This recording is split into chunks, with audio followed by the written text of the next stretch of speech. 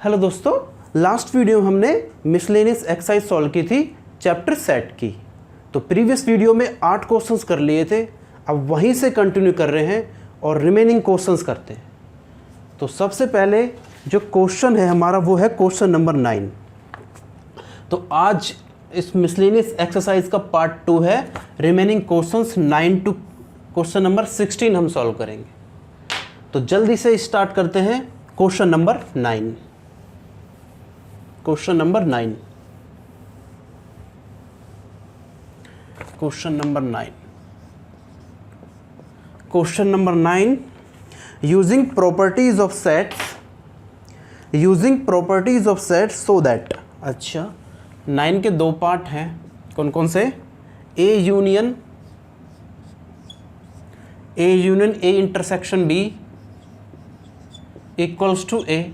हमें ये प्रूफ करना है कि ये प्रूफ करो यूजिंग प्रॉपर्टीज ऑफ सेट्स। दूसरा है, दोनों को एक साथ प्रूफ करेंगे क्योंकि दोनों सेम क्वेश्चन है। दूसरा है A intersection A union B equals to A. अच्छा, हमें ये प्रूफ करना है कि ये बराबर ए के है, ये बराबर ए के है। हमें ये प्रूव करना है using properties of sets. Sets की प्रॉपर्टीज जो हम ऑलरेडी डिस्कस कर चुके हैं प्रीवियस वीडियोस में, वो आप देखना, उनको यूज़ करना है और ये हमें प्रूफ करना है। ठीक है जी, बिल्कुल प्रूफ करेंगे। देखो, सबसे पहले इसको प्रूफ करते हैं। हमने लेफ्ट हैंड साइड ले ली। क्या है लेफ्ट हैंड साइड इस इक्वेशन में? A union A intersection B. ये इंटरसेक्शन का सिंबल है, थोड़ा ध्यान रखना। A union A intersection B. अच्छा, क्या प्रॉपर्टी यूज होनी है? Distributive property. कौन सी प्रॉपर्टी? Distributive property. खूब ध्यान से पढ़ा था हमने डिटेल में। डिस्ट्रीब्यूटिव प्रॉपर्टी क्या थी? डिस्ट्रीब्यूटिव प्रॉपर्टी, डिस्ट्रीब्यूटिव प्रॉपर्टी थी भाई मेरे, intersection union distributes over intersection, union distributes over intersection, और दूसरी थी intersection distributes over union, union distributes over intersection, intersection distributes over union. करा दो डिस्ट्रीब्यूट। क्या होगा next step? A union A union A intersection A union B, A union A intersection A union B. ठीक। अच्छा देखो, A union ए किसी set का खुद के साथ यूनियन करेंगे तो ए आएगा, इसमें तो किसी को कोई डाउट नहीं है। फिर इंटरसेक्शन ए यूनियन बी। अच्छा, इसको ध्यान से देखो, ए यूनियन बी। देखो, दिमाग में पिक्चर सॉल्व होनी चाहिए। A union B, set A set B, A union B पूरा, उसका इंटरसेक्शन ए के साथ, इंटरसेक्शन ए के साथ, तो ए आएगा। अरे भाई डायग्राम देखो, इसका डायग्राम मैं यहाँ बनाऊँ ज़रा। ये तो दिमाग में मान लेते हैं, ये एक यूनिवर्सल सेट है। ये सेट ए, ये सेट बी। देखो, ये सेट ए, ये सेट बी। अब है A union B. A union B तो ये पूरा है, ए यूनियन बी ये पूरा है। हाँ बिल्कुल है सर, ये तो अच्छी बात है। चलो, अब इसका ए यूनियन बी का इंटरसेक्शन कर रहे हैं हम, इंटरसेक्शन कर रहे हैं ए के साथ। ये तो ए है, ये तो पूरा ए है, ए यूनियन बी पूरा, ये ए है। तो क्या कॉमन आ रहा है? ए ही तो कॉमन आ रहा है, which is equal to A. यही चीज़ तो है, which is equal to right hand side. यही हमने प्रूफ करना था कि हमारे left hand side right hand side के बराबर है। हमने प्रूफ कर दिया, ये इसका प्रूफ है। कुछ नहीं किया, डिस्ट्रीब्यूटिव प्रॉपर्टी लगी, बहुत सिंपल है। सेम इसी तरह से ये क्वेश्चन है, बिल्कुल सेम डिट्टो। इसमें क्या करना, देखो, इंटरसेक्शन डिस्ट्रीब्यूट्स ओवर यूनियन। सबसे पहले लेफ्ट हैंड साइड, क्या है left hand side? A intersection A union B. अब इसे खोल दो बस, ए इंटरसेक्शन ए, ये इंटरसेक्शन का सिंबल है, थोड़ा ध्यान से। Intersection distributes over union, A intersection A union A intersection B. फिर देखो, इसको देखो ध्यान से ज़रा, ए इंटरसेक्शन ए इंटरसेक्शन ए, एक सेट का इंटरसेक्शन खुद के साथ ए आएगा ओनली, हर कोई जानता है। फिर यूनियन ए इंटरसेक्शन बी। अच्छा देखो इस चीज को देखो, A intersection B, set A set B intersection बीच का कॉमन, इसका यूनियन करना ए के साथ तो ए आएगा। ये चीज़ें माइंड में होने लगनी चाहिए अब तक, नहीं तो वेन डायग्राम ऐसे बनाना पड़ेगा बार बार। देखो वेन डायग्राम, ये हो गया universal set U, set A set B, set A set B, A intersection B, A intersection B, ये हो गया ए इंटरसेक्शन बी, इसका यूनियन करना ए के साथ, ये रहा पूरा ए, यूनियन करना है तो ए ही तो आएगा, आ गया ए। और ये किसके बराबर है? राइट हैंड साइड के। हो गया प्रूफ, यही तो प्रूफ करना था कि दिस थिंग को इसके ए के इक्वल प्रूफ करो, हमने प्रूफ कर दिया। कितना सिंपल है, इजी है, अच्छी बात है। सिर्फ हमें याद रखना हमने क्या यूज किया, डिस्ट्रीब्यूटिव प्रॉपर्टी। और डिस्ट्रीब्यूटिव प्रॉपर्टी क्या है? Intersection distributes over union, union distributes over intersection, that's it. और ये जो वेन डायग्राम्स हैं इसकी पिक्चर्स दिमाग में सॉल्व होनी चाहिए, दिमाग में बननी चाहिए। और ये कब बनेगी? जब बहुत ज़्यादा प्रैक्टिस करोगे। प्रैक्टिस प्रैक्टिस प्रैक्टिस करते रहो तो सवाल सिर्फ माइंड में होंगे।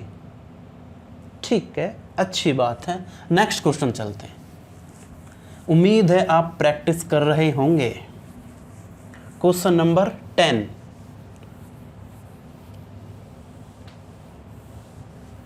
मैथ्स मांगती है प्रैक्टिस। जितनी प्रैक्टिस उतना आप एक्सेलेंस की तरफ बढ़ेंगे। क्वेश्चन नंबर है 10।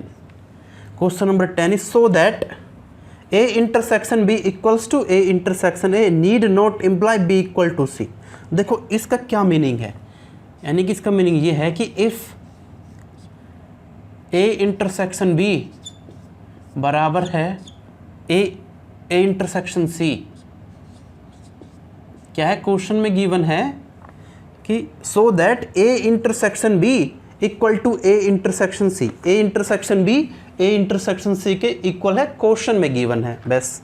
Need not imply B equal to C, मतलब अगर ये क्वेश्चन में गिवन है, अगर ऐसा हो तो क्वेश्चन ये कह रहा है कि अगर ऐसा हो तो जरूरी नहीं है। नीड नॉट, इसका मीनिंग समझा देता हूँ। Need not imply B equal to C. देखो इसका मीनिंग ये है कि अगर A इंटरसेक्शन B बराबर है A इंटरसेक्शन C के, तो ये जरूरी नहीं है कि B और C इक्वल सेट होंगे। ये प्रूफ करो। क्या अगर ये हो तो ये प्रूफ करो कि जरूरी नहीं है B और C इक्वल सेट होंगे। B और C इक्वल सेट हो भी सकते हैं और B और C अनइक्वल सेट हो भी सकते हैं। दोनों केसेस पॉसिबल हैं, इक्वल भी अनइक्वल भी। अब दोनों हमें प्रूफ करना है, तो कैसे करें? बहुत आसान है। एग्जाम्पल ले लेते हैं। मान लेते हैं, पहला एग्जाम्पल लेते हैं। मान लेते हमें 3 सेट एज्यूम करने। मान लेते हैं एक set B A B C, ये 3 सेट है। एक बार इन दोनों को इक्वल प्रूफ कर देते हैं, एक बार दोनों को अनइक्वल, है ना? बिल्कुल। अच्छा, ये सेट A B C हैं। अब हम इनमें कुछ भी एलिमेंट्स मान सकते हैं, आपकी मर्जी है। कुछ भी एलिमेंट्स, रैंडम कोई भी एलिमेंट मान सकते हैं। बस कंडीशन ये रखनी है कि A इंटरसेक्शन B बराबर होना चाहिए A इंटरसेक्शन C के। मान लेते हैं चलो इसके अंदर 0 है, 1 है, 9 है, 10 है, ये कोई इसके अंदर एलिमेंट्स हैं। अब A इंटरसेक्शन B निकालना, यानी कि A और B में कुछ कॉमन रखना है, तो मान लेते हैं 0 रख दिया कॉमन, 9 रख दिया एंड 5। और A इंटरसेक्शन C में भी कॉमन रखना है कुछ, है ना? तो वो बराबर होना चाहिए। बस याद रखना, जो A इंटरसेक्शन B में कॉमन आ रहा है, जैसे यहाँ पे 0 कॉमन आ रहा है और 9 कॉमन आ रहा है, तो यहाँ जो A इंटरसेक्शन में भी 0 9 कॉमन आना चाहिए। मान लेते हैं 0 9 6 15। देखो ये कुछ सेट्स मान लिए, रैंडमली कुछ भी मान सकते हैं। कंडीशन ये सेटिस्फाई करनी है। अगर यहाँ से A इंटरसेक्शन B निकालूँ, यहाँ से अगर A इंटरसेक्शन B निकालें, क्या है A इंटरसेक्शन B? क्या कॉमन है? 0 कॉमन है, 0 1 9 10, 0 9 5, 0 और 9 कॉमन है। ठीक है, अब निकालना ए इंटरसेक्शन सी। अगर यहाँ से ए इंटरसेक्शन सी कॉमन निकालें या ए इंटरसेक्शन निकालें, देखो क्या कॉमन है, 0 1 9 10, 0 9 6 15, यहाँ भी 0 है, यहाँ भी 0, यहाँ भी 9 है, यहाँ भी 9 है, 0 और 9। अच्छा ए इंटरसेक्शन भी 0,9, ए इंटरसेक्शन सी 0,9, मतलब ये कंडीशन तो सेटिस्फाई होगी। मतलब अगर ऐसा हो तो जरूरी नहीं है कि बी और सी दोनों इक्वल सेट हो। वो देखते हैं, बी 095, 096 15, तो यहाँ से आप देख सकते हो कि बी और सी कैसे हैं, अनइक्वल सेट है। 095, 096 15, तो बी और सी कैसे अनइक्वल सेट है। हमने क्या प्रूफ कर दिया कि अगर ए इंटरसेक्शन बी बराबर है ए इंटरसेक्शन सी के, तो हमने प्रूफ कर दिया इस केस में कि बी और सी बराबर नहीं है। वैसे क्वेश्चन में हमसे यही पूछा गया था कि अगर ऐसा हो तो जरूरी नहीं है कि बी और सी बराबर ही हो, एक तो यानी कि बी और सी कैसे अनइक्वल सेट है। देखो बी में 095 है और यहाँ पे 096 15 है, तो अनइक्वल सेट हो गए, बिल्कुल हो गए। अच्छा एक बार इसको इक्वल प्रूफ कर देते हैं। अगर इन्हीं एग्जाम्पल्स को लूँ मैं और बी और सी को अनइक्वल प्रूफ करूँ, इक्वल प्रूफ करूँ, तो 095 है यहाँ पे, तो 096, अगर मैं यहाँ से 6 हटा दूँ तो वो सेकंड केस है। अगर मैं यहाँ से 6 हटा दूँ और 5 रखूँ, अगर मैं यहाँ से 5 रख दिया, अच्छा अब देखो ए इंटरसेक्शन बी क्या कॉमन है, 09 09, ए इंटरसेक्शन सी क्या कॉमन है, 09 09। अच्छा बी और सी देखें, 095 095, इस केस में बी और सी दोनों इक्वल सेट है। इस केस में बी और सी दोनों कैसे सेट है, इक्वल सेट है। तो ए इंटरसेक्शन बी बराबर है ए इंटरसेक्शन सी के, और इस केस में बी और सी दोनों कैसे हैं, इक्वल सेट हैं। तो देखो दोनों तरीके से मैंने बता दिया कि अगर ये कंडीशन ट्रू है या ये कंडीशन हमें गिवन है, ये दोनों इक्वल हैं, तो जरूरी नहीं है कि बी और सी इक्वल हो। इक्वल भी हो सकते हैं और अनइक्वल भी हो सकते हैं, दोनों केसेस मैंने बता दिए। और यहाँ पे ए बी सी आप कुछ भी मान सकते हो, मर्जी है आपकी, कोई भी रैंडम एलिमेंट्स मान सकते हो, बस कंडीशन हमें ये रखनी है कि ये दोनों बराबर रखने हैं। ईजी है? हाँ बिल्कुल ईजी है सर, बिल्कुल ईजी है, थोड़ा सा फोकस। नेक्स्ट क्वेश्चन सॉल्व करें? हाँ बिल्कुल, आगे बढ़ो। क्वेश्चन नंबर 11 जो अच्छा क्वेश्चन है,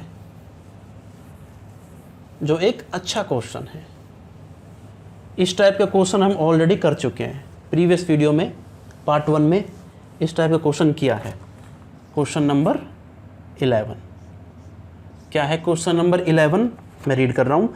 late A and B be sets, ठीक है, कोई दो सेट हैं। If A intersection X equals to B intersection X equals to 5, null set है, okay. And A union X equals to B union X for some set X so that A equals to B. देखो question में क्या given है, सिर्फ वो information मैं यहाँ लिख रहा हूँ कि ए और बी कोई सेट्स हैं, ठीक है। क्वेश्चन में गिवन है if A intersection X equals to B intersection X equals to 5। ये 5 क्या है? नल सेट और वॉइड सेट, ये क्वेश्चन में गिवन है। एंड इसके साथ साथ दूसरी कंडीशन भी गिवन है, A union X equals to B union X for some set X, X कोई भी एक सेट है। इतनी इंफॉर्मेशन क्वेश्चन में गिवन है, मैंने कुछ नहीं किया, सिर्फ कॉपी पेस्ट।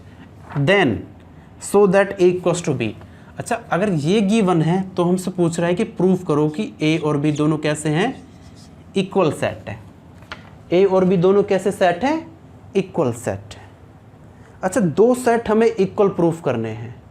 सेम कॉन्सेप्ट मैं ऑलरेडी बता चुका हूं कि हम ये कब कह पाएंगे ए और बी दोनों इक्वल सेट है। ये हम कब कह सकते हैं? ये हम जब कह सकते हैं इफ अगर ए बी का सबसेट है, अगर ए बी का सबसेट है एंड बी ए का सबसेट है, ए और बी दोनों आपस में सबसेट है एक दूसरे के, उसी केस में हम बोल देंगे कि ए और बी दोनों कैसे हैं, इक्वल सेट हैं। इतनी इंफॉर्मेशन हमें इस क्वेश्चन में यूज करनी है।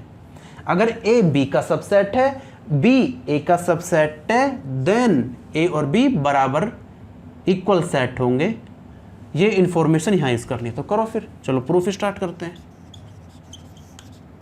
प्रूफ क्या है? प्रूफ देखो, हमें गिवन था ये, हम इससे स्टार्ट करते हैं। क्या गिवन है?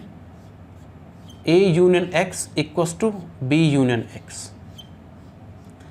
बोर्ड पे जगह कम है, मैं छोटा छोटा लिखूंगा। A union X equals to B union X already question में गिवन है, हम अपनी तरफ से अभी तक हमने कुछ नहीं किया। अच्छा, अब करेंगे, क्या करेंगे? यही स्टेप इंपॉर्टेंट है, taking intersection with A on both sides, on both sides. ये स्टेप इंपॉर्टेंट है, taking intersection with A on both sides. किसी भी इक्वेशन में हम दोनों साइड सेम ऑपरेशन लगा सकते हैं, सबको पता है क्लास 10th मैथमेटिक्स। तो ए से इंटरसेक्शन कर दो, A intersection A union X, दोनों साइड कोई फर्क नहीं पड़ेगा, A intersection B union X. ठीक है? अच्छा, बिल्कुल ठीक। नेक्स्ट स्टेप देखो, A intersection A union X. देखो ये देखो, A intersection A union X, ये क्या होगा? A intersection A union X. अरे भाई माइंड में देखो, A union X, set A set X, A union पूरा, इसका इंटरसेक्शन करना ए के साथ, तो ए ही तो आएगा। फिर देखो, मैं वेन डायग्राम बना रहा हूं, यहां बनाऊंगा वेन डायग्राम, यहाँ पे इसका वेन डायग्राम देखना। यहाँ पे ज़रा, ये यूनिवर्सल सेट है, सेट मान लेते ये कोई सेट ए है और ये सेट कोई एक्स है, ये सेट ए है और ये सेट कोई एक्स है। A union x, A union x तो पूरा है, बिल्कुल है जी, है ना? ये तो सब बोलेंगे हाँ बिल्कुल है। इसका इंटरसेक्शन है ए के साथ, इसका इंटरसेक्शन है ए के साथ, इसका इंटरसेक्शन ए के साथ, तो ए ही तो आएगा, वही तो लिख दिया, बिल्कुल।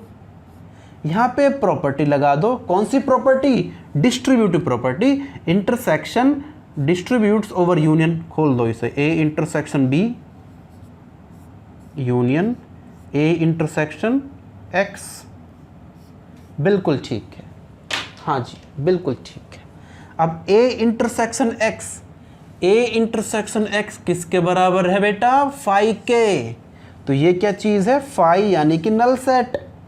नेक्स्ट स्टेप, ए बराबर A intersection B union phi.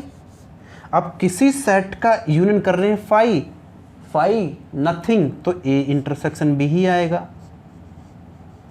मतलब सेट ए बराबर आ गया किसके? A intersection B. इस चीज को ध्यान से रखना, सेट ए बराबर आ गया किसके? A intersection B, A intersection B. Mind में घंटी बजी, ए इंटरसेक्शन बी का क्या मतलब है? देखो यहां वेन डायग्राम बनाऊं कि अगर ए इंटरसेक्शन बी के बराबर है, ये सेट ए और ये सेट बी, अगर मैं ए और बी का इंटरसेक्शन लूं तो वो ए ही है। इस केस में अगर ए इंटरसेक्शन बी करूं तो ए आएगा। ऐसा कब पॉसिबल है? ऐसा तब पॉसिबल है जब ए बी का सबसेट हो, ए बी का सबसेट हो। ए तभी तो ए इंटरसेक्शन बी बराबर ए होगा। कब होगा ऐसा? जब ए बी का सबसेट हो, जब ए बी का सबसेट हो। इसी केस में तो ए इंटरसेक्शन जब हम बी निकालेंगे तो यही ए ही आएगा, कॉमन रीजन। तो हमने क्या प्रूव कर दिया कि ए बी का सबसेट है। अगर हम ये भी प्रूव कर दें कि बी ए का सबसेट है तो उस केस में हम कह देंगे कि दोनों इक्वल सेट हैं। देखो ये सारी डेरिवेशन अभी है कि अभी हमने सिर्फ ये प्रूव किया है कि ए बी का सबसेट है। अब सेम चीज़ हम ये प्रूफ करने के लिए करेंगे कि बी ए का सबसेट है, तो उसके लिए जगह कम है, तो सिर्फ पहले मैं ये डायग्राम मिटा रहा हूँ, ये सारी चीज़ मैं मिटा रहा हूँ। तो नोट करते रहना वीडियो को पॉज करके। देखो अब हमें ये प्रूफ करना है कि बी ए का सबसेट है, तो सेम चीज़ लेके चलते हैं। A union X equals to B union X ये ऑलरेडी क्वेश्चन में गिवन है, ठीक। पहले किया था इंटरसेक्शन विद ए, अब कर देते हैं इंटरसेक्शन विद बी। सर ये कैसे पता चलेगा कि इंटरसेक्शन करना है, ए से करना है, बी से करना है, यूनियन करना है? तो भाई साहब, भाई मेरे, जब ज़्यादा प्रैक्टिस कर लोगे ऐसे क्वेश्चंस की तो माइंड में घंटी बजेगी कि इंटरसेक्शन करना है, यूनियन करना है। तो प्रैक्टिस करते रहो बस, ऑटोमेटिकली माइंड में क्लिक होने लगेगा। इंटरसेक्शन या taking intersection with B on both sides, on both sides. कर दो फिर बी से intersection, B intersection A union X equals to B intersection B union X. बिल्कुल ठीक है। बी इंटरसेक्शन, देखो intersection distributive property, intersection distributes over union, करा दो। तो बी इंटरसेक्शन ए, ठीक है, यूनियन बी इंटरसेक्शन एक्स, इसमें तो कोई प्रॉब्लम नहीं है। अच्छा फिर ये चीज देखो, सेट बी का इंटरसेक्शन कर रहे हैं B union X, B union X, देखो माइंड में देखो, ये सेट बी, ये सेट एक्स, इसका B union X, B union X पूरा होगा, इसका इंटरसेक्शन बी के साथ, तो बी सेट बी तो कॉमन आएगा, सेट बी कॉमन आएगा। अरे भाई मेरे, डायग्राम बना के देख लो अगर माइंड में नहीं हो रहा तो। Set B, set X, set B, set X, B, अब B union X, B union X is this, B union X is this, इसका इंटरसेक्शन बी के साथ, तो क्या कॉमन आ रहा है? बी तो कॉमन आएगा, बी हमने लिख दिया बस, ठीक है। नेक्स्ट, अच्छा अब B intersection X, B intersection X, B intersection X, B intersection X equals to phi, ये चीज क्या है? ये फाई के बराबर है, नल सेट के बराबर है, तो वही चीज लिखनी है। बी इंटरसेक्शन ए का यूनियन किसके साथ? फाई के साथ। किसी भी सेट का यूनियन करेंगे फाई के साथ तो सेट आएगा हिम इटसेल्फ, तो ये क्या, ऑल यही सेट आ जाएगा। बी इंटरसेक्शन ए लिखो या ए इंटरसेक्शन बी लिखो, एक ही बात है, मतलब ए इंटरसेक्शन बी बराबर में बी, ए इंटरसेक्शन बी बराबर में बी, ए आ गया। अच्छा अब इसको ध्यान से देखना, मार्कर खत्म हो गया, हाँ अब इसको ध्यान से देखना, ए इंटरसेक्शन बी बराबर में है बी के, ए इंटरसेक्शन बी बराबर में है बी के, यानी कि अगर मैं इसका वेन डायग्राम बनाऊं, यहाँ बना रहा हूँ देखो, ए इंटरसेक्शन बी बराबर में बी के, यानी कि अगर ये सेट बी है और ये सेट ए है, इस केस में अगर मैं बी और ए का इंटरसेक्शन करूं, बी और ए का इंटरसेक्शन करूं, तो क्या यही रीजन नहीं आएगा कॉमन? सेट बी ही तो आएगा, वही है। अगर ए इंटरसेक्शन बी बराबर में बी है तो इस स्टेटमेंट का मीनिंग ये है कि उस केस में जो बी है वो ए का सबसेट है। यहाँ देखो जो बी है वो ए का सबसेट नहीं है, बिल्कुल है, बी ए का सबसेट है। अच्छा पहले प्रूफ किया था कि ए बी का सबसेट है, यहाँ प्रूफ कर दिया बी ए का सबसेट है, तो दोनों एक दूसरे के सबसेट्स हैं। जब भी ए बी का सबसेट है और बी ए का सबसेट है, ऐसा कब कह पाते हम? ऐसा तब कह पाते हैं जब दोनों कैसे सेट हैं? इक्वल सेट हैं। दोनों कैसे सेट हैं? इक्वल सेट हैं। कर दिया प्रूफ, यही इसका प्रूफ है। तो देखो कितना अच्छा क्वेश्चन है, कितनी अच्छी प्रॉपर्टीज यूज हुई है, कितना कुछ सिखा के जाता है ये क्वेश्चन। ठीक है, फिर नेक्स्ट क्वेश्चन, क्वेश्चन नंबर 12।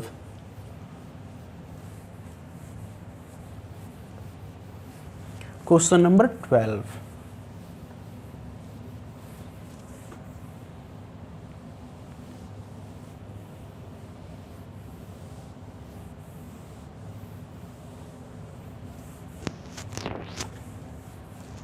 उम्मीद है बच्चों सारा समझ में आ रहा होगा। क्वेश्चन नंबर 12, क्वेश्चन नंबर 12 है हाँ, find sets A B and C such that A intersection B comma B intersection C and A intersection C are non empty sets and A intersection B intersection C equals to 5। बहुत ही अच्छा question है। क्या है कि A B C कोई 3 sets हैं, ठीक है, इस तरह से हैं कि जो ए इंटरसेक्शन बी है वो नॉट इक्वल्स टू 5, मतलब ए इंटरसेक्शन बी एम्प्टी सेट के बराबर नहीं है, मतलब ए और बी में कुछ ना कुछ एलिमेंट्स तो कॉमन है।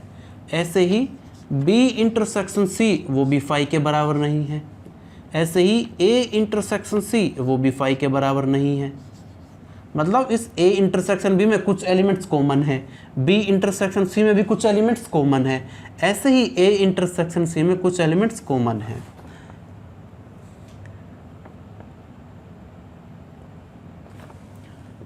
A intersection B intersection C equals to 5 है। देखो कितना अच्छा क्वेश्चन है। क्वेश्चन में क्या गिवन है?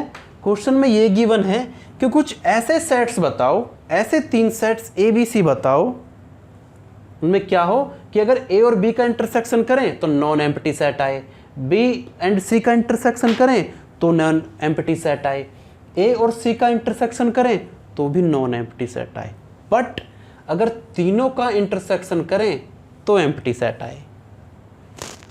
देखो ये क्वेश्चन है, तो एग्जाम्पल लेके सॉल्व करते हैं। मान लेते हैं कोई एग्जाम्पल लेते हैं, चलो हम कोई भी 3 सेट ले सकते हैं, प्योरली ये आप पे डिपेंड है, आपकी मर्जी पे डिपेंड है, कुछ भी ले लो, ठीक है, बस कंडीशंस ये सेटिस्फाई करनी है। मान लेते हैं ये ए बी और सी 3 सेट है, कोई भी रैंडम एलिमेंट्स ले सकते हो, कोई भी ऐसा हार्ड एंड फास्ट रूल नहीं है। कंडीशन ये है कि ए और बी में कुछ कॉमन रखना है क्योंकि तभी तो नॉन एम्प्टी होगा, बी और सी में कुछ कॉमन रखना है क्योंकि तभी तो नॉन एम्प्टी होगा, और इसी तरह ए और सी में, और इस तरह से रखने हैं कि जब तीनों का इंटरसेक्शन लें कुछ भी कॉमन ना आए। मान लेते हैं 0 है, 1 है, 9 है, 5 है एंड 6 है, ठीक है। अच्छा, इनमें कुछ कॉमन रखना है ना, ए और बी में कुछ कॉमन रखना। मान लेते हैं 1 कॉमन रख लिया, 5 रख लिया एंड 8 और 7 10। ए और बी में क्या कॉमन आ गया? ए और बी में कॉमन आ गया 1 कॉमन आ गया, 1 कॉमन आ गया, 5 कॉमन आ गया, 5 कॉमन आ गया, ठीक है। ए और बी में हमने कॉमन रख लिया। अच्छा, तो तभी तो ए और ए, अगर मैं यहाँ से देखो, हाँ अगर ए एंड बी निकालूँ, ए इंटरसेक्शन बी निकालूँ यहाँ से, ए इंटरसेक्शन बी क्या है? 1 कॉमन है, 1 कॉमन है, 5 कॉमन है, 5 कॉमन है, तो रख दो 1 कॉमन है, 5 कॉमन है, यानी कि ए इंटरसेक्शन बी 5 के बराबर नहीं है, बिल्कुल ठीक है।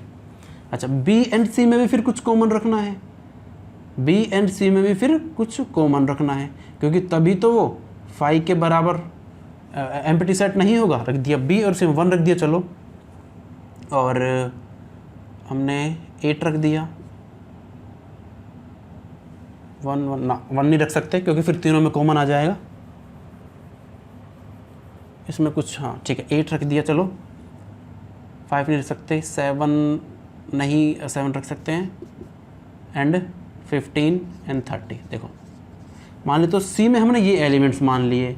अब यहाँ से अगर बी इंटरसेक्शन सी निकालें, बी इंटरसेक्शन सी, बी और सी में क्या कॉमन है? 1 5 8 7 10, 8 कॉमन है, 7 कॉमन है, 8 कॉमन है एंड 7 कॉमन है, तो ये भी नॉन एम्प्टी सेट के बराबर है, यानी कि ये भी 5 नहीं है, बी इंटरसेक्शन सी भी 5 नहीं है, ठीक है। अब ए इंटरसेक्शन सी निकालें, ए इंटरसेक्शन सी, तो ए और सी में भी कुछ कॉमन आना चाहिए क्योंकि तभी तो वो नॉन एम्प्टी सेट होगा। ए में 0 1 9 5 6 8 7 15 30। अच्छा देखो इसमें कुछ भी कॉमन नहीं है, ए इंटरसेक्शन सी में कुछ भी कॉमन नहीं है ना, तो कुछ हमें एलिमेंट्स ऐसे मानने होंगे जो ए और सी में भी कुछ कॉमन आए, तो मान लेते हैं 9 मान लेते हैं। चलो देखो यही मैं कह रहा था, ये बिल्कुल रैंडम, आप कुछ भी मान सकते हो नीड्स के हिसाब से, ज़रूरत के हिसाब से। अब मैंने माना कि ए इंटरसेक्शन सी निकालूं, 0 1 9 5 6 8 7 9 30, 8 7 9 30, तो क्या कॉमन है? 9 कॉमन है ओनली, है ना। 9 ए में भी है और 9 सी में भी है, तो अगेन ये नॉन एम्प्टी है। अच्छा, A intersection B non empty set है, B intersection C non empty set है, A intersection C non empty set है। लेकिन अगर मैं तीनों का इंटरसेक्शन करूं, A intersection B intersection C, क्या कोई ऐसा एलिमेंट है, क्या कोई ऐसा एलिमेंट है जो तीनों में कॉमन है? ज़रा चेक करते हैं। 0 इधर है, नहीं है। 1 इधर है, 1 इधर है, 1 इधर नहीं है। 9 इधर है, 9 इधर नहीं है। 5 इधर है, 5 इधर है, 5 इधर नहीं है। 6 इधर है, 6 इधर नहीं है। तो यानी कि ऐसा कोई एलिमेंट नहीं है जो तीनों में कॉमन है। यानी कि A intersection B intersection C क्या है? नल सेट है और वॉइड सेट है। देखो यही तो थी कंडीशन। तो यहाँ पे A B C ऐसे सेट्स हैं और ये बिल्कुल रैंडम है। आप कुछ भी एलिमेंट्स मान सकते हो। जैसे मैंने यहाँ पे एग्जांपल के हिसाब से इन एलिमेंट्स को मैनिपुलेट कर दिया, ऐसे आप भी कर सकते हो। तो यहाँ पे जब हमने A इंटरसेक्शन B निकाला तो इन दोनों में कुछ एलिमेंट्स कॉमन लेने हैं। इनको एलिमेंट्स को इस तरह से सेट कर लो कि कुछ कॉमन आए। जैसे मैंने 0 1 9 5 6 किया, 1 5 8 7 10 किया। A और B में क्या कॉमन है? 1 कॉमन है, 1 कॉमन है। 5 कॉमन है, 5 कॉमन है। वही A इंटरसेक्शन B में लिख दिया 1 5। कुछ कॉमन है इसलिए एम्प्टी सेट नहीं है। देखो फिर B एंड C में कुछ कॉमन रखना है। B एंड C में 8 कॉमन है, 8 कॉमन है। 7 कॉमन है, 7 कॉमन है। तो इसलिए B इंटरसेक्शन C में 8 7 नॉन एम्प्टी सेट नहीं है। फिर A एंड C में देखते हैं क्या कुछ कॉमन है। इधर 0 1 9 5 6 है, 8 7 9 30। तो एक एलिमेंट 9 कॉमन है, एक एलिमेंट 9 कॉमन है, तो 9 आ गया। तो देयरफॉर A इंटरसेक्शन C भी नॉन एम्प्टी सेट हो गया। लेकिन जब तीनों का इंटरसेक्शन किया तो ऐसा कोई भी एलिमेंट नहीं है जो तीनों में कॉमन है। तो ये हो गया ना प्रूफ। कुछ भी एग्जाम्पल मान के प्रूफ कर सकते हैं और बिल्कुल रैंडम है। कोई भी एलिमेंट, कोई भी बच्चा कुछ भी एलिमेंट मान सकता है। कंडीशंस बस ये सेट करानी है। तो चलते हैं नेक्स्ट क्वेश्चन की तरफ। क्वेश्चन नंबर 13 14 15 16 से एक जैसे क्वेश्चंस हैं। ये बेस्ड है नंबर ऑफ एलिमेंट्स के बारे में, नंबर ऑफ एलिमेंट्स के ऊपर बेस्ड है अगले 4 क्वेश्चंस, और बहुत ही आसान क्वेश्चंस हैं। देखना क्वेश्चन नंबर 13। सारे मार्कर खत्म है आज। क्वेश्चन नंबर 13 रीड करता हूँ। In a survey of 600 students in a school, 600 बच्चों पे सर्वे किया गया। अब सर्वे किया गया तो क्या फाइंडिंग्स निकली?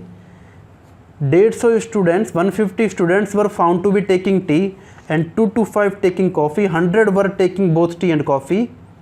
Find how many students were taking neither tea nor coffee. देखो क्या अच्छा क्वेश्चन है। क्या है कि एक स्कूल में 600 स्टूडेंट्स थे। कितने? 600 स्टूडेंट्स।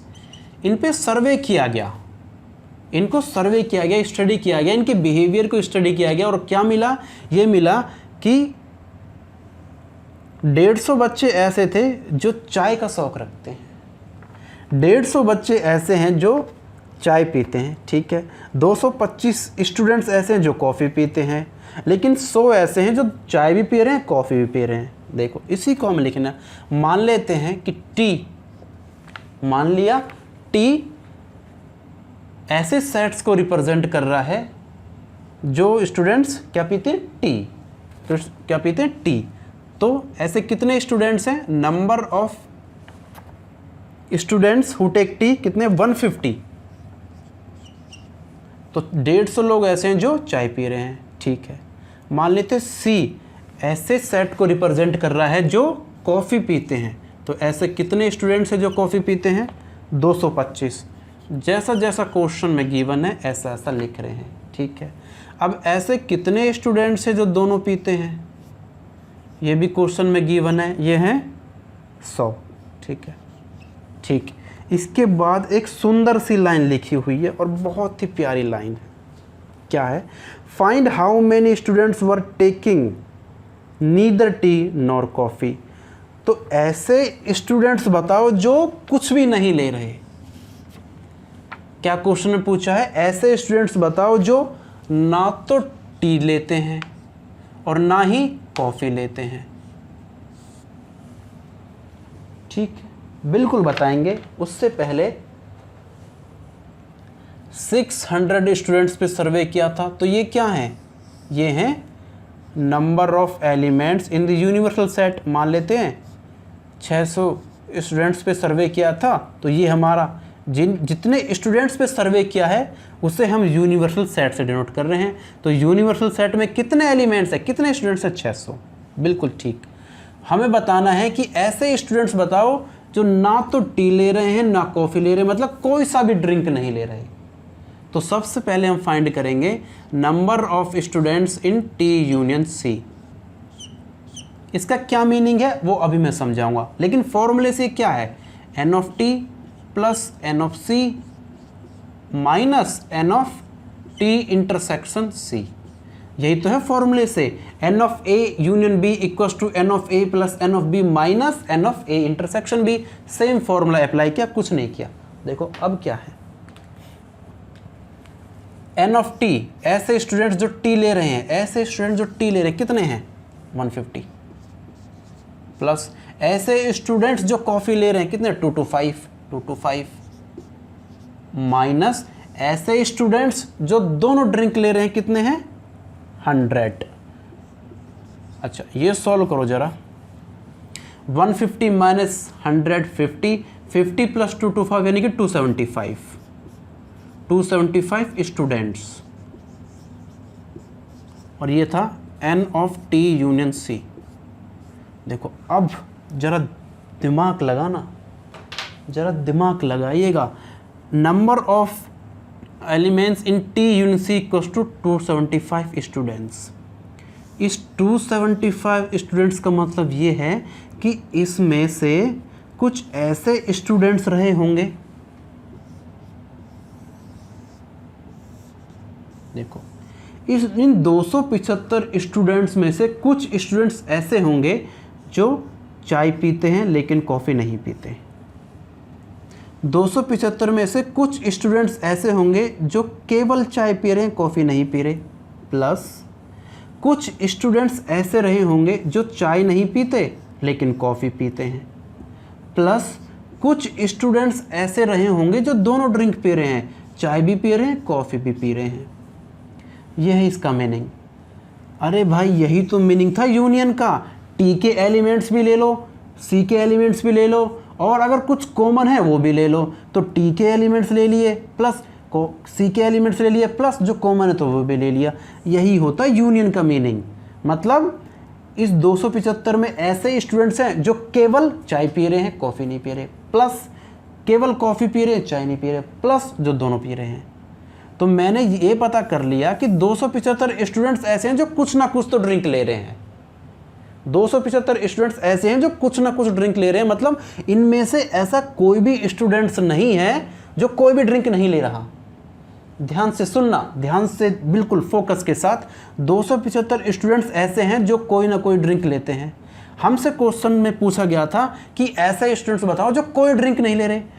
टोटल थे 600 स्टूडेंट्स और ये है 275। अगर इस 600 में से मैं 275 माइनस कर दूं, टोटल है 600 और 275 ऐसे हैं जो कोई ना कोई ड्रिंक ले रहे हैं। तो ये नहीं आएगा, जो रिजल्ट आएगा वो स्टूडेंट्स ऐसे होंगे जो कोई भी ड्रिंक नहीं पी रहे।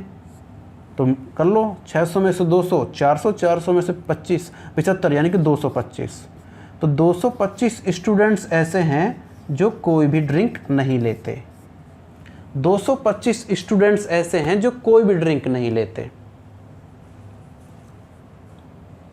ये क्वेश्चन सॉल्व किया है फॉर्मूले से। अब इसी क्वेश्चन को वेन डायग्राम से करेंगे सेकंड्स के अंदर। सेम क्वेश्चंस वेन डायग्राम से। तो मैं थोड़ी सी मुझे जगह चाहिए वेन डायग्राम के लिए। मैं यहाँ से वीडियो को पॉज करके पहले उतार लेना, फिर वेन डायग्राम देखना। वेन डायग्राम से कितना इजी होगा, सेकंड्स में सॉल्व हो जाएगा। हाँ ये पूरा मिटा देता हूँ मैं, ये नोट कर लेना। पहला दोनों मेथड आने चाहिए। वेन डायग्राम से देखना। वेन डायग्राम मान लेते हैं U एक यूनिवर्सल सेट है जो उन स्टूडेंट्स को रिप्रेजेंट कर रहा है जिन पे सर्वे किया गया था। कितने स्टूडेंट्स पे सर्वे किया था? 600 स्टूडेंट्स पे सर्वे किया था। तो यानी कि यू में कितने एलिमेंट्स हैं? 600 एलिमेंट्स हैं। ठीक है, अब दो सेट हमने एज्यूम करे हैं, ये सेट ए है और सॉरी ये सेट टी है और ये सेट सी है। ये सेट उन स्टूडेंट्स को रिप्रेजेंट कर रहा है जो टी ले रहे हैं, ये सेट उन स्टूडेंट्स को रिप्रेजेंट कर रहा है जो कॉफ़ी ले रहे हैं। ठीक है, अच्छा देखो अब क्या बोल रहा है, यहाँ से देखो 100 स्टूडेंट्स ऐसे हैं जो दोनों ड्रिंक ले रहे हैं, यानी कि कॉमन, यानी कि जो ये रीज़न है, तो 100 स्टूडेंट्स ऐसे हैं, 100 स्टूडेंट्स ऐसे हैं जो टी भी ले रहे हैं एंड कॉफ़ी भी ले रहे हैं। बिल्कुल ठीक है, सबको पता है कॉमन रीज़न है। अच्छा अब ध्यान से देखना, टी ले रहे हैं 150, यानी कि पूरा ये जो सर्कल है ये है 150, पूरा ये जो सर्कल है 150 और ये है 100, ये पूरा 150 ये 100, तो ये कितना बचा? 50। तभी तो 50 + 100 पूरा 150 होगा। बिल्कुल होगा।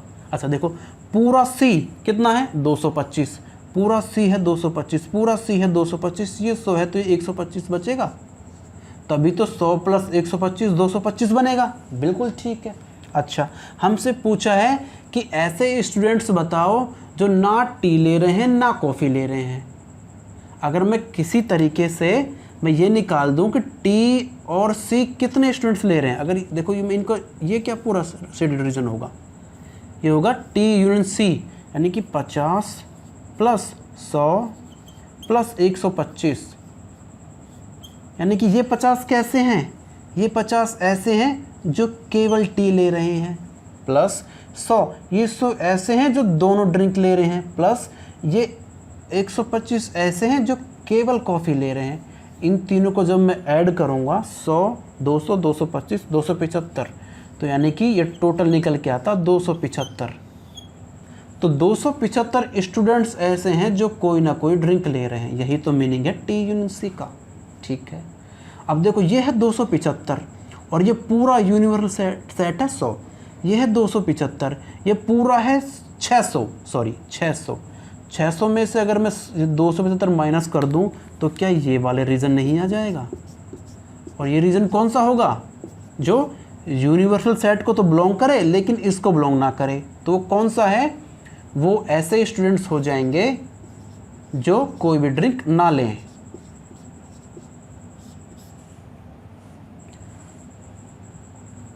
$325। देखो दोनों तरीके से हमने सॉल्व किया है, फॉर्मूले से भी एंड वेन डायग्राम से भी। 600 में से 400, 400 में से 75, 325 करेक्ट। दोनों मेथड आने चाहिए, फॉर्मूला बेस्ड भी और वेन डायग्राम बेस्ड भी। देखो कितने अच्छी तरीके से समझाया मैंने, उम्मीद है समझ में आया होगा। थोड़ा सा फोकस चाहिए। ठीक है, next question, question number 14। Same question है इसी टाइप का, सेम क्वेश्चन है इसी टाइप का।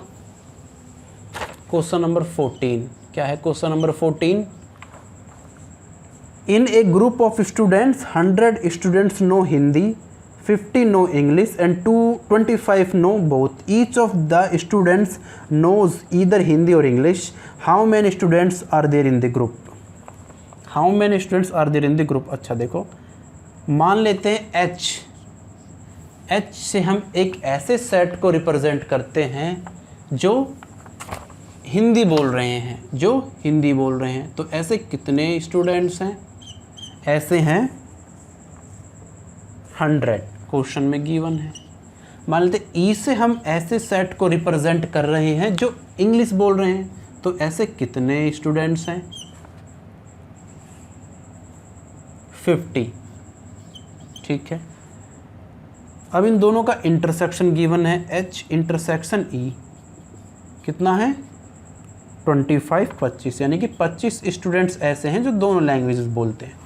अब देखना कितनी प्यारी सी लाइन है, each of the students knows either Hindi और English. Each of the students knows either Hindi और इंग्लिश, मतलब जितने भी स्टूडेंट्स हैं वो स्टूडेंट्स कम से कम कोई लैंग्वेज तो बोलते ही हैं। मतलब चाहे हिंदी बोल रहे हो, चाहे इंग्लिश बोल रहे हो, चाहे दोनों बोल रहे हो। मतलब ऐसा नहीं है जितने भी स्टूडेंट्स हैं उनमें से कोई भी स्टूडेंट ऐसा नहीं है, क्या नहीं है, जो कोई सी भी लैंग्वेज नहीं बोलता हो। देखो इसका मीनिंग समझना, ईच ऑफ द स्टूडेंट्स,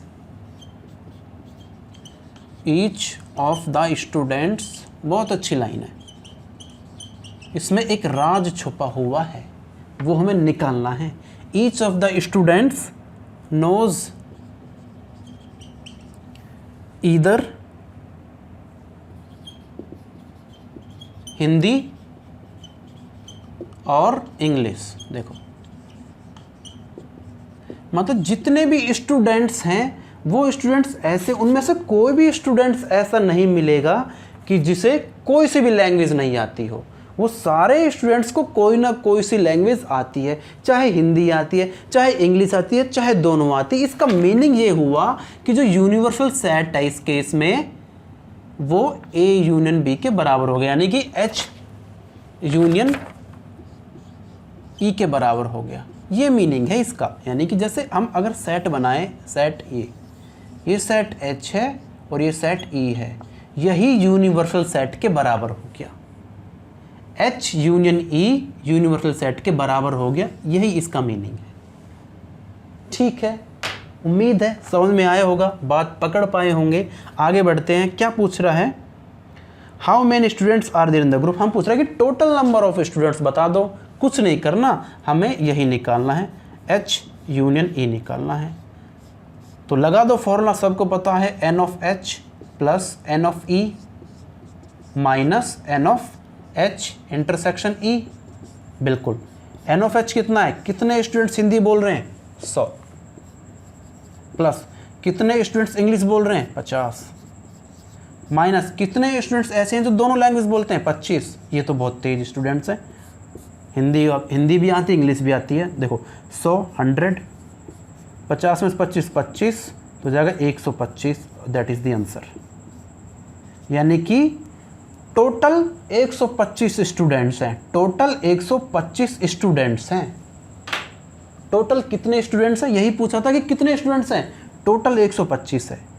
देखो इसका मीनिंग क्या है, इस 125 में कुछ ऐसे स्टूडेंट्स भी रहे होंगे जो केवल हिंदी बोलते हैं, इंग्लिश नहीं बोलते, बिल्कुल, प्लस ऐसे स्टूडेंट्स भी रहे होंगे जो हिंदी नहीं बोलते, इंग्लिश बोलते हैं, प्लस ऐसे स्टूडेंट्स भी रहे होंगे जो हिंदी भी बोल रहे हैं एंड इंग्लिश भी बोल रहे हैं, मतलब दोनों लैंग्वेजेस बोल रहे हैं, दोनों लैंग्वेजेस बोल रहे हैं।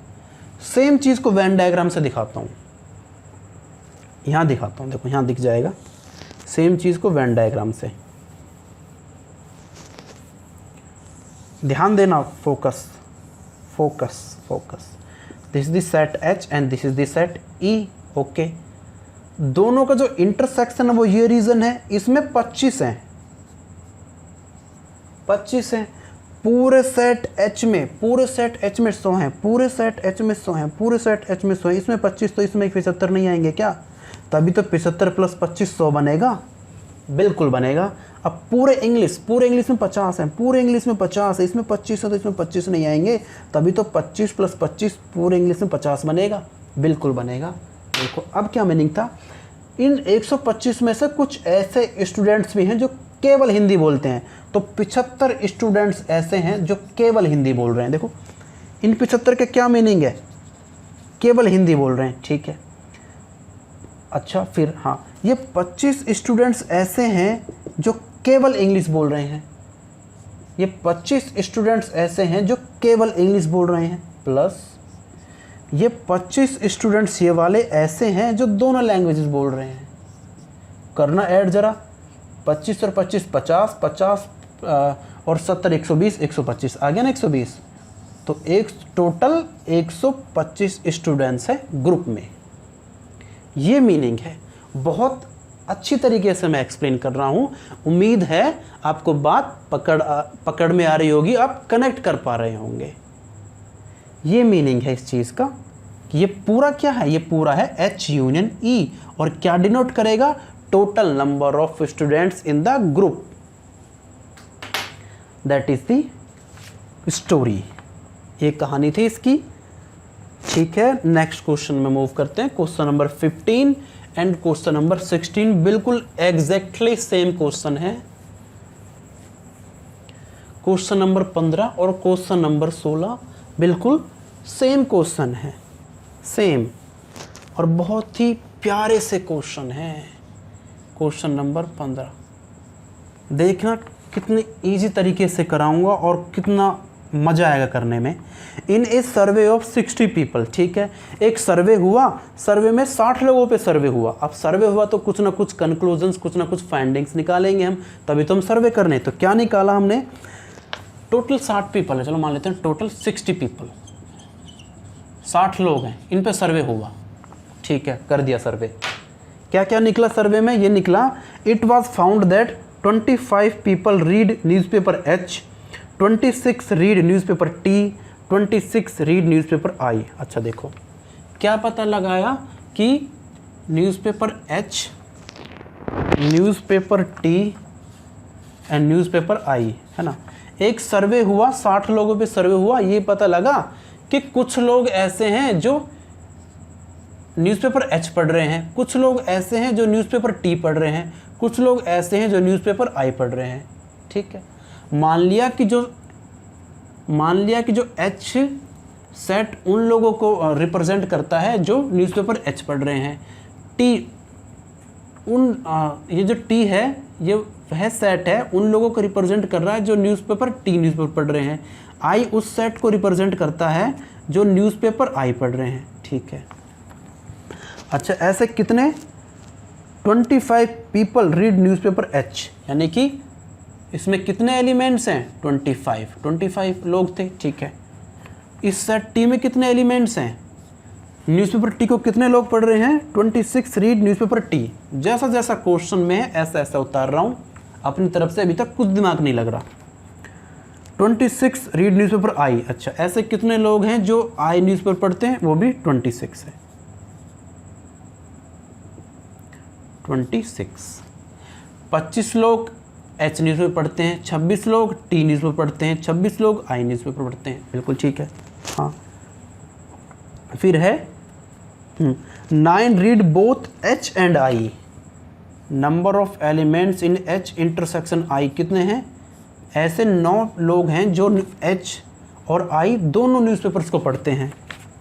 9 read both H and I, 11 read both H and T। तो ऐसे कितने, ऐसे 11 लोग हैं जो H एंड T न्यूज़पेपर पढ़ते हैं, ठीक है। 8 read both T and I, तो ऐसे 8 लोग हैं जो न्यूज़पेपर T एंड I को पढ़ते हैं, बिल्कुल ठीक है। 3 रीड ऑल 3 न्यूज़पेपर्स, अच्छा 3 लोग ऐसे हैं जो तीनों न्यूज़पेपर्स को पढ़ते हैं। ये लोग तो बहुत मेहनती हैं, बड़े तेजस्वी लोग हैं भाई। H intersection T intersection I कितने लोग हैं, 3 लोग हैं। 3 लोग ऐसे हैं जो तीनों न्यूज़पेपर्स को पढ़ते हैं, बहुत टाइम इनके पास तो चलो कोई नहीं, एनीवे आगे देखते हैं। फाइंड, अच्छा कुछ क्वेश्चंस हैं। Find the number of people who read at least one of the newspaper. Second is the number of people who read exactly one newspaper. देखो इतनी इंफॉर्मेशन ऑलरेडी क्वेश्चन में गिवन थी, हमने कुछ नहीं किया, हमें सिर्फ कॉपी पेस्ट बुक से उतार के कॉपी पे चेप दी, ओके। अब इसके बेसिस के ऊपर कुछ क्वेश्चंस हैं, क्वेश्चंस तो बाद में हो जाएंगे, पहले इनका वेन डायग्राम देखते हैं। देखो मान लेते हैं ये सेट H है, मान लेते हैं ये सेट कौन सा है, T है, और मान लेते हैं ये सेट है I, बिल्कुल है जी, कोई दिक्कत नहीं है। अब जैसा जैसा क्वेश्चन में बोला गया था ऐसा ऐसा पुट कर लेते हैं। देखो सबसे पहले बोला गया था, इसको देखते हैं, यानी कि 3 लोग ऐसे थे जो तीनों न्यूज़पेपर्स को पढ़ते हैं, यानी कि इंटरसेक्शन, तीनों सेट्स का कॉमन यही रीज़न तो है, तीनों सेट्स का कौन भाई यही रीज़न तो है, ध्यान से देखना। जो जिसमें बिल्कुल फिगर पे ध्यान रखना, नहीं तो तीनों सेट्स का कॉमन रीज़न यही तो है, तीनों सेट्स का कॉमन रीज़न यही तो है, बिल्कुल है। ऐसे कितने लोग हैं, ऐसे 3 लोग हैं, कोई दिक्कत नहीं है, बिल्कुल नहीं है। आगे पढ़ते हैं। अब देखते हैं H&T, ऐसे कितने लोग हैं जो H&T न्यूज़पेपर पढ़ते हैं। H&T का मतलब ये पूरा, H&T में कॉमन तो यही है ना पूरा ये रीज़न, बिल्कुल है। H&T, हाँ, ऐसे 11 लोग हैं। तो यानी कि ऐसे 11 लोग हैं जो H&T न्यूज़पेपर्स पढ़ते हैं। ये टोटल 11 होना चाहिए। ये टोटल कितना होना चाहिए? 11। H&T 11, अगर ये 3 थे कितना? 8, बिल्कुल। फिर है ये 2 पकड़ लेते हैं। देखो ये वाला H&I, 9 लोग ऐसे हैं जो न्यूज़पेपर H&I पढ़ते हैं। तो H&I कौन सा रीज़न है? ये रीज़न है, देखो H&I, 9 लोग ऐसे हैं जो न्यूज़पेपर H&I पढ़ते हैं। तो ये टोटल 9 होना चाहिए, ये टोटल 9 होना चाहिए। 3 इधर है तो 6, तभी तो 6 + 3 9 बनेगा। बिल्कुल बनेगा, यस। फिर है T&I, तो ऐसे कितने लोग हैं जो न्यूज़पेपर T&I कितने लोग हैं? T&I ये रहा, ऐसे 8 लोग हैं। इस रीज़न में 8 लोग हैं, इस रीज़न में 8 लोग हैं। 3 ही है तो ये 5, तभी तो 3 + 5 8 बनेगा, बिल्कुल ठीक। अब देखो, अब देखते हैं हिंदी को H न्यूज़पेपर को पढ़ रहे थे 25 लोग, H को पढ़ रहे थे 25 लोग। पूरे H में 25 आने हैं, पूरे H में 25 एलिमेंट्स आने हैं या लोग आने हैं पूरे H में। ये 8 है, ये 3 है, ये 6 है। 8 और 6 14 और 3 17, 17 तो यही हो गए। तो पूरे में 25 आने हैं, पूरे में 25 आने, 17 हो गए तो 8 बचे, तभी तो 17 और 8 25 होगा। बिल्कुल। आगे बढ़ो सर। अच्छा, पूरे टीम में कितने हैं? पूरे टीम में 26 हैं, पूरे टीम में 26 हैं, पूरे टीम में 26 हैं। ये 8 और 3 11 और 5 16, पूरे में 26 हैं, 16 तो यही हो गए, तो यहाँ 10 ही तो होंगे, तभी तो सब मिलके 26 बनेगा। इसको देखते हैं आई को। पूरे आई में 26 हैं, पूरे आई में 26 लोग हैं, 26 एलिमेंट्स हैं। इनको देखते हैं, 6 और 3 9, 9 और 5 14, तो यहाँ 12 होगा, तभी तो सारा मिलके 26 बनेगा। बस इतना हो गया तो क्वेश्चन ख़त्म। अब तो जो मर्जी एग्जामिनर पूछ ले, कुछ भी नहीं है, बस यही डायग्राम बनाना सीखना है कि कैसे बनाते हैं। और ये मैंने बहुत इजीली एक्सप्लेन करके बताया है, बहुत इजीली एक्सप्लेन करके बताया है, बिल्कुल। अब तो जो मर्जी पूछ लो। देखो फर्स्ट क्वेश्चन क्या है, the number of people who read at least one of the newspapers. देखो बहुत अच्छी लाइन है, at least one of the newspapers, one of the newspapers. इसका आंसर बताना है। At least one of the newspapers मतलब ऐसे कितने लोग हैं जो कम से कम एक न्यूज़पेपर पढ़ते हों, जो कम से कम एक न्यूज़पेपर पढ़ते हों। तो मतलब इसमें हम ऐसे लोग फाइंड करने हैं जो एक न्यूज़पेपर पढ़े वो भी, प्लस जो 2 न्यूज़पेपर पढ़े वो भी, प्लस जो 3 न्यूज़पेपर पढ़े वो भी। तो क्या हमें ये H, T और I का यूनियन नहीं निकालना? क्या हमें H union T union I, क्या ये नहीं निकालना? यही तो मीनिंग है कि कम से कम एक न्यूज़पेपर पढ़े, मतलब ऐसे लोग जो केवल एक न्यूज़पेपर पढ़ रहे हों, प्लस ऐसे लोग जो 2 न्यूज़पेपर पढ़ रहे हों, प्लस ऐसे लोग जो 3 न्यूज़पेपर पढ़ रहे हों। यही तो मीनिंग है ये पूरा area, that is union of 3 sets H, T and I। जोड़ दो सबको, 8 + 8 + 10 + 6 + 3 + 5 + 12, इनको ऐड करो ज़रा। 8 और 8 16 और 10 26 और 6 32, 32 और 3 35 और 5 40 50 52 52। तो यानी कि 52 पीपल, 52 लोग ऐसे हैं जो कोई ना कोई न्यूज़पेपर पढ़ रहे हैं। 52 लोग ऐसे हुए जो कोई ना कोई न्यूज़पेपर पढ़ते हैं। अच्छा टोटल कितने लोग थे, टोटल थे 60 लोग, टोटल कितने लोग थे, टोटल थे 60 लोग। मान लेते हैं अगर U यूनिवर्सल सेट रिप्रेजेंट कर रहा है उन लोगों को जिन पे सर्वे किया गया था, तो टोटल कितने लोगों पे सर्वे किया गया था, 60 लोगों पे। अच्छा टोटल यूनिवर्सल सेट के अंदर हैं 60 लोग, लेकिन ये जो यूनियन है यानी कि 52 लोग ही ऐसे हैं जो न्यूज़पेपर पढ़ रहे हैं, तो 60 माइनस 52 यानी कि 8 लोग ऐसे हैं जो कुछ नहीं पढ़ते। क्या है, कुछ नहीं पढ़ते। हालांकि ये क्वेश्चन में नहीं पूछा, क्वेश्चन में सिर्फ इतना ही पूछा, यही हमारा आंसर है। ये तो फर्दर अंडरस्टैंडिंग के लिए कि 8 लोग ऐसे हैं जो कुछ नहीं पढ़ते, तो यानी कि ये तो सारा जो पढ़ते हैं, तो इनके बाहर जो होगा यानी कि 8 यहाँ होगा। ये रीज़न में वो लोग होंगे जो कुछ नहीं पढ़ते, तो 8 लोग ऐसे हैं जो कोई भी न्यूज़पेपर नहीं पढ़ रहे। क्वेश्चन खत्म, पार्ट फर्स्ट खत्म। Second part, the number of people who read exactly one newspaper. अच्छा अब ये पूछा है कि ऐसे लोग बताओ जो एग्जैक्टली वन, ऐसे लोग बताओ जो एग्जैक्टली एक न्यूज़पेपर पढ़े, मतलब केवल एक। तो अच्छा ये रीज़न अगर मैं 8 देखूं तो ये 8 लोग ऐसे हैं जो केवल न्यूज़पेपर एच पढ़ रहे हैं, 1। अच्छा ये 10 लोग ऐसे हैं जो केवल न्यूज़पेपर टी पढ़ रहे हैं, तो ये भी एग्जैक्टली 1, ये भी एग्जैक्टली 1। और ये 12 लोग ऐसे हैं जो केवल न्यूज़पेपर आई पढ़ते हैं, यानी कि ये भी एग्जैक्टली 1। अगर इनको जोड़ दूं मैं 8 + 10 + 12, 12 और 8 20 और 10 30, यानी कि 30 पीपल ऐसे हैं जो एग्जैक्टली 1 न्यूज़पेपर पढ़ते हैं। ये हो गया सेकंड पार्ट का आंसर। डायग्राम से तो बहुत क्लियर है, एक एक चीज़ में बिल्कुल एक स्टेप्स बारीकी से समझा रहा हूँ। ये डायग्राम बनने के बाद एग्जामिनर जो मर्जी पूछ ले इजीली हम बता पाएंगे। यह है exactly 1 newspaper, exactly 1 newspaper, exactly 1 newspaper. 8 लोग ऐसे हैं जो केवल एच पढ़ते हैं, 10 लोग ऐसे हैं जो केवल टी पढ़ रहे हैं, और 12 लोग ऐसे हैं जो केवल आई पढ़ रहे हैं।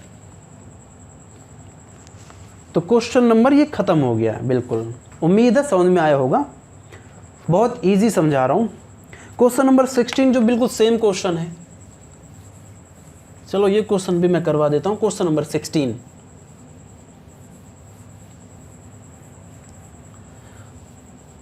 बस ध्यान बोर्ड पे रहना चाहिए। अगर थोड़ा सा भी ध्यान इधर उधर हो गया, सावधानी हटी, दुर्घटना घटी। देखो सेम क्वेश्चन है, क्वेश्चन नंबर 16। क्या है question number 16? In a survey it was found that 21 people liked product ए। देखो ये डायरेक्ट जब प्रैक्टिस हो जाएगी तो डायरेक्ट वेन डायग्राम हम बनाएंगे। इस क्वेश्चन में मैं डायरेक्ट वेन डायग्राम बनाऊंगा, फालतू की चीज़ लिखने की जरूरत है ही नहीं। और ये देखना कितना जल्दी होगा।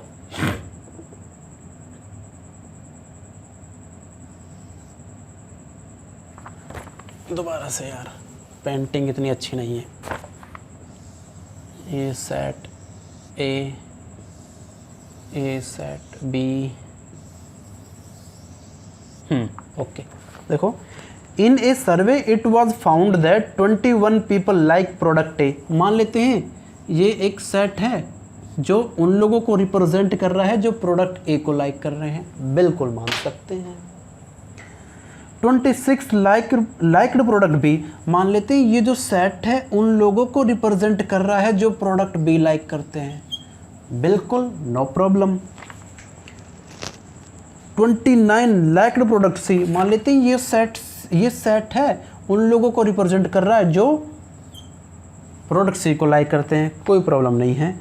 If 14 people liked product A and B, okay. 12 people liked products C and A, okay. 14 people liked products B and C, okay. 8 liked all the 3 products। देखो ये काम की बात है, 8 लोग ऐसे हैं जो तीनों प्रोडक्ट्स को लाइक कर रहे हैं। तो ये कौन सा कॉमन रीज़न है जो ए में भी है, बी में भी है, सी में है? यही तो रीज़न कॉमन है। देखो मैं सिर्फ मार्कर चलाऊंगा, देखना कौन सा रीज़न है। ये रीज़न ऐसा है जो तीनों में कॉमन है, बिल्कुल है कॉमन। तो यानी कि 8 लोग ऐसे हैं जो तीनों प्रोडक्ट्स को लाइक कर रहे हैं, यानी कि 8 यहाँ होगा। ठीक है, अब देखते हैं। अब ये देखेंगे कि ऐसे कितने लोग हैं जो A एंड B को लाइक कर रहे हैं। ऐसे कितने लोग हैं जो A एंड B को लाइक करते हैं, ये रीज़न है A एंड B।